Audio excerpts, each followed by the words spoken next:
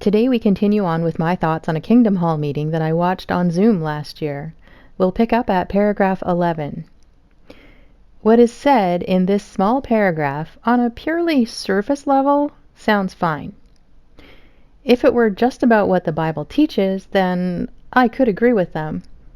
But what they mean here is obeying what the Watchtower teaches about the Bible with their many novel ideas and interpretations. I gather this is part of the narrative they weave to keep JWs in line. First they make attacks on outsiders. Then they encourage pride in belonging to the company. And that's followed by a reminder that they must remain loyal and obey all that they are told. There's no gospel here. That Jesus is even mentioned is a bit of a surprise, since he's really not the main focus of the organization. Though note how they pick out that small passage removed from its context. It's a shame they didn't read John 8 right to the end of the chapter, where Jesus tells them that he is I am. And the Pharisees understand what he's saying, which is why they tried to stone him for blasphemy. But that's not what they're focused on here. All they want is obedience. Now it's on to the answers, the first of which is, again, just a basic summary of the paragraph. The next person mentions one of the other scriptures that is proof texted in the paragraph. Again, this is how they go through this stuff. It's so mindless. Then, yet another member needs to chime in and regurgitate the paragraph yet again. Finally, they move on to the next paragraph, which reads, "What was another stumbling block to the Jews in Jesus' day? Paul said, 'We preach Christ executed on the stake,' to the Jews, a cause for stumbling.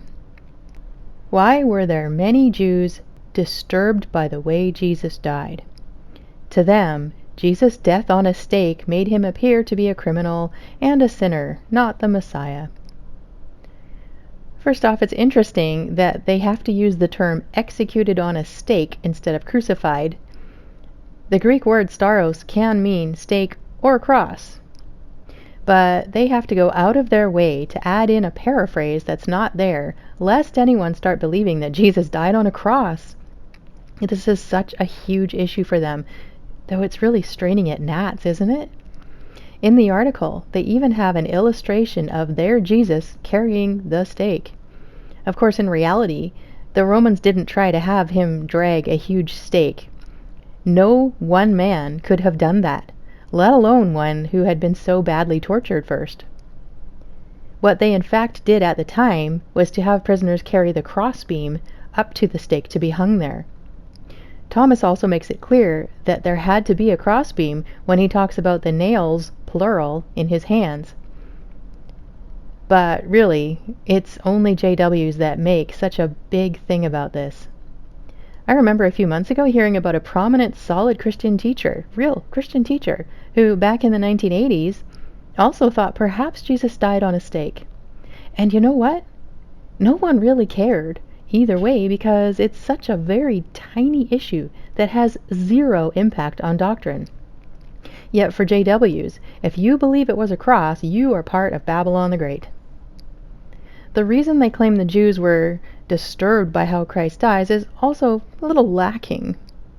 They were disturbed because they believed Jesus was there to instill an earthly Jewish government reign, which couldn't happen if he died. Their focus was on literal government rulership. Sound familiar? And yes, that he was hung on a tree was just adding further insult to injury.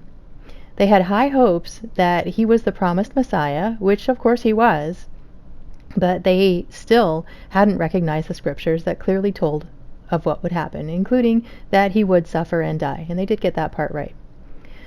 This article does focus a little bit more on it later. They couldn't fathom that this same Jesus could rise from the dead.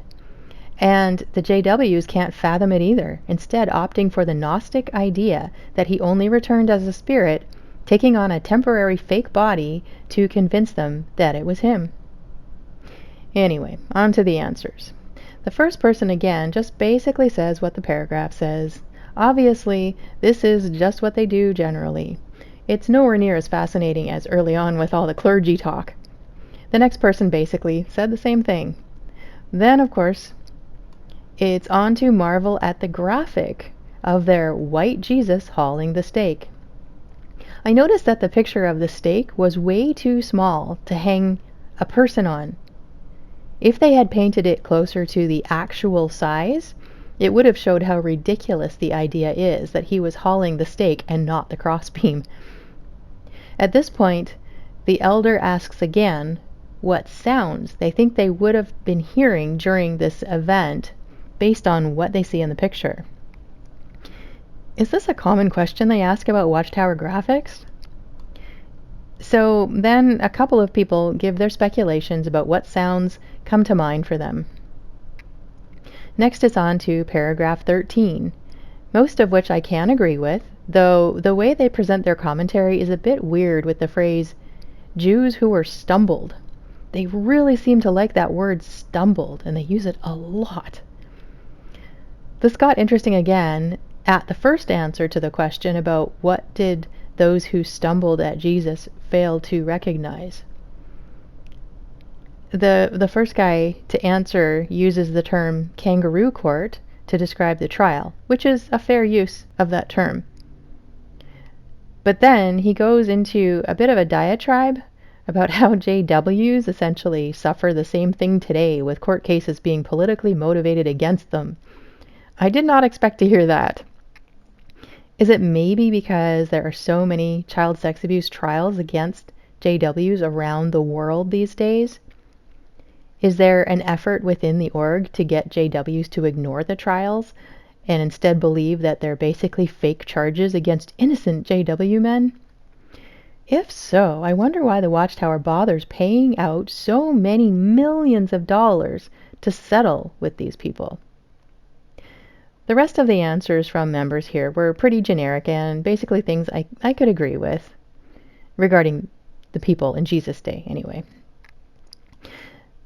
From there, they move on to the next little paragraph, which again, I can agree with, and the answers from several members followed the same pattern as the others. Paragraph 15 is noteworthy, though, as they start off by suggesting that JWs suffer similar persecution to what Jesus endured.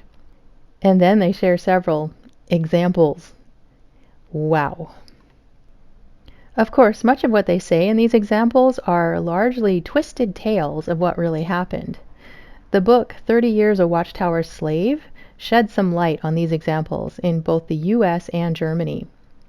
And of course, they love to point out the Russian JWs who have been imprisoned, never giving the whole story about the bulk mailing that they did that was so extreme that it was labeled terrorism for wrecking the whole mail system in some areas. Watchtower tells them Russian JWs are being persecuted for wanting to talk about the Bible. That's not true, of course, but it sounds good to JWs, so they'll accept it without question. They even suggest that it's because they use the name Jehovah in the New World Translation. That's why their Bibles were burned. Do you really think the Russian government cares either way if someone uses the name Jehovah? Yeah, me neither. Talk to any JW and they will love to proudly tell you about their Russian brothers and sisters and how they are all suffering so much. They don't know and don't want to know about persecuted Christians around the world who are suffering abuse, torture, jail, and execution for sharing the gospel of Jesus Christ. That doesn't fit their narrative, since to them, we're all Babylon the Great. The question they have for this paragraph again uses the word stumble to ask what might make JWs feel less like standing proudly for the organization.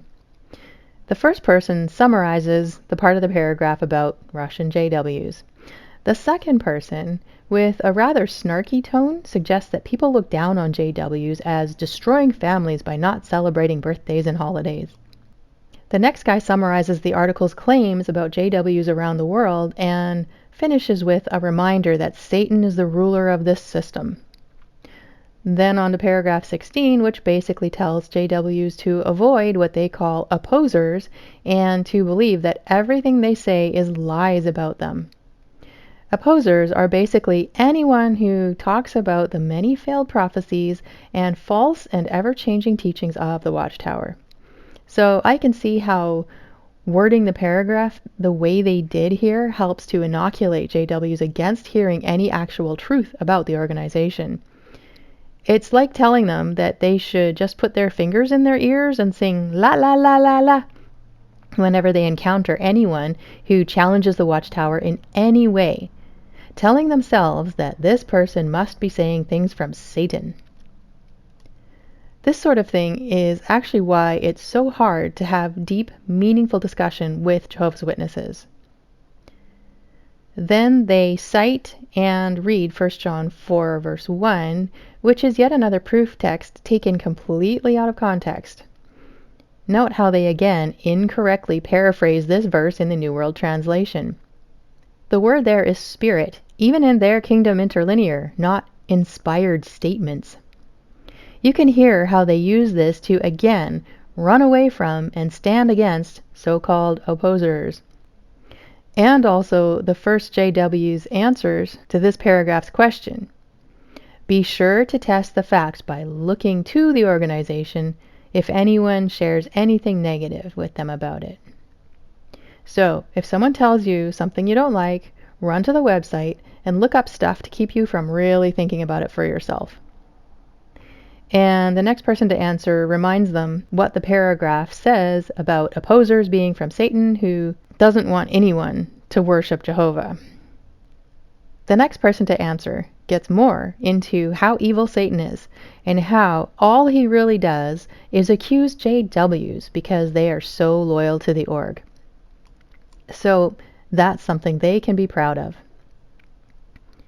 Paragraph 17 continues with the weird theme about how JWs maybe stumbled, this time bringing up Judas and the disciples who abandoned Jesus when he was arrested. Oddly, though, they call Judas one of the apostles, though he was never an apostle, was he? This whole paragraph is such a game they're playing. Does this story of Jesus' followers failing in some area cause any of them to stumble? Really? And if it does, might that be because of how Watchtower likes to talk about people in the Bible as being heroes of the faith, to be venerated, instead of fallen human beings being chosen and used by God in amazing ways? Remember that video dramatization they did of Jonah? That's just one example of them doing this. There are many more. Further, this paragraph focuses on the disciples instead of Jesus himself and what he accomplished. He's basically a footnote here. They're all about using the Bible to find examples of what they have to do, not about what Christ has done for wicked sinners. So, okay, I guess in that vein, I can see how the disciples' behavior might cause some JWs to stumble. Next, because they cited a whole bunch of verses in the paragraph, that gives the members the opportunity to quote some of them in their answers. If any JWs at this point take the time to watch my video, I can imagine they might be wanting to laugh and point as if I don't like JWs reading Bible verses in their answers. Let me be clear that this is not what I take issue with. My concern is how they love to proof text and just read what they've been spoon-fed instead of really digging in fully into the passages for themselves to see what they say in their own context. They're just following the same format they always use, which is regurgitating the paragraph as their answers. This is not thoughtful and diligent research. It's brainwashing. Next, they take time to examine and praise the picture Watchtower included with this paragraph, which is supposed to be their white Jesus receiving the kiss from Judas. A couple of people get to answer this one, commenting on the expression on his face. More wanted to answer, but I gather they were starting to run out of time, so the elder moved things on to the next question. Paragraph 18 shares a number of scriptures from the Old Testament that prophesied about Jesus. They didn't list all of them, of course, but the ones they wanted. The last line specifically is why they shared just those ones. It reads, "Instead of being stumbled by these events, honest-hearted ones should have been strengthened by seeing these prophecies fulfilled in Jesus." they're still using the word stumbled, I guess it's when they want to really drive into the minds of JWs. And then they use another term that I hear often from them, honest-hearted. What exactly does that mean? And how do they think they can judge a person's heart? And is anyone truly honest-hearted? According to Watchtower, anyone who is totally loyal to them is honest-hearted. Anyway, this is part of a web they're weaving, leading to a bigger point they want to make. Again, because they were running out of time, the elder only let 2 people answer this paragraph's question, and both gave a summary of a point in the paragraph referencing one of the scriptures that was cited in it. And now we're on to paragraph in question 19, which is where the previous 2 paragraphs were heading. This one is again more about opposers, and specifically apostates, and how they need to avoid them because they're not honest-hearted. This is another area that Mike Felker commented more on, so be sure to check that out. He makes a great comparison to how we as Christians deal with apostates. Bart Ehrman, for example, by reading their work and engaging thoughtfully with their arguments, even publicly debating them, not just accusing them of being agents of Satan and telling everyone to avoid them. A couple of members comment with the same usual summary of at least part of the paragraph and one of the scriptures cited there. A third one had some interesting comments as she focused on the part that talks about well-known witnesses who left the org. She speculated a bit on who that might be, like someone who was in the org for a long time and who people looked up to. I wonder if she was thinking of someone like Raymond France or possibly Greg Stafford. If so, this whole article would be a pretty strong way of deterring any JW from even hearing out anything that was said by or about them. And I can imagine why they would want to accomplish this. Many JWs who have taken the time to read Raymond France's work ended up leaving the Watchtower because it opened their eyes to what really goes on in the higher ranks. Paragraph 20 tells witnesses to avoid being stumbled, that they should keep regularly reading the Watchtower publications, praying, and doing lots of field service. Okay, they didn't word it exactly like that, but it's what they meant, isn't it? The first person to answer this paragraph's question did the usual.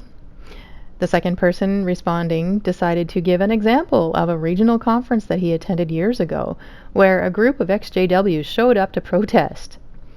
He was proud that the attending JWs did nothing but sit quietly, while organizers eventually kicked them out, I guess.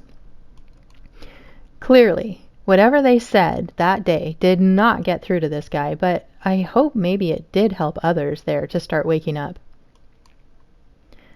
The next witness started by calling ex-JWs people who left Jehovah.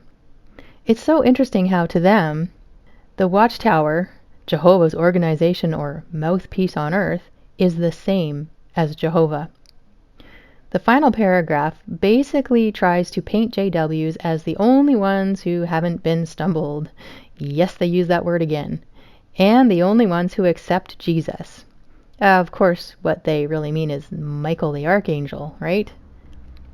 That paragraph gets one proud answer about being a JW, and then they move on to some summary questions and summary answers at the end. More of the same.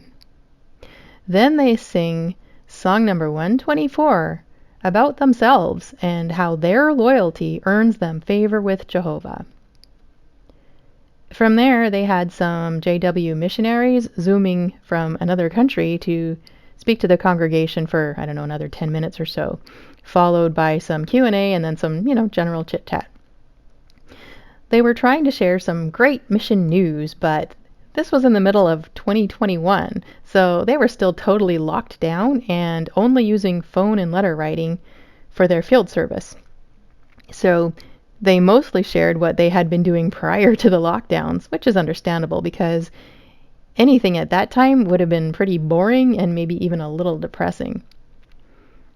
We all spend many hours handwriting letters. Just doesn't sound terribly fascinating, does it?